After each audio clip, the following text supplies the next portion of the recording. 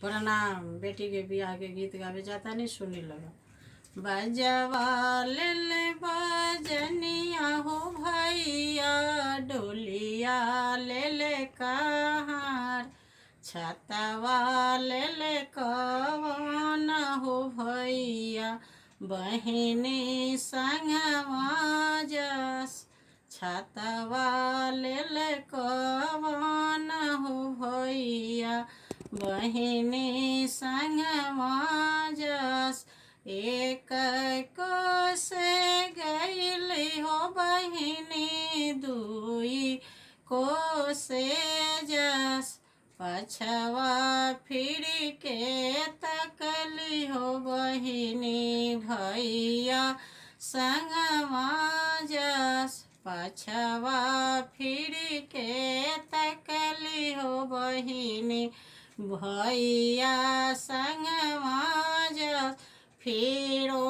फिरो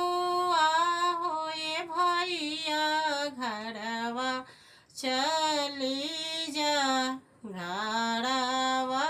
ही आमरोत है दिहा समुझाय, घरवा ही पापरोत है दिहा समुझाय, कैसे में फिरी हो बहिनी, घरवा चली जाई, लोगवा कहे बिना भैया के बहिनी अगसर जस, लोगवा कहे बिना भैया के बहिनी अगसर जस, बजवा ले बजनिया हो भैया, डोलिया ले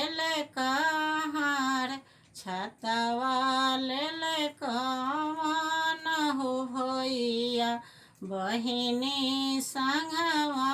जस। अच्छा लगे तो लाइक करम लगन, ज़्यादा से ज़्यादा शेयर करम लगन, यही मनोबल के बढ़ावत रही लगन।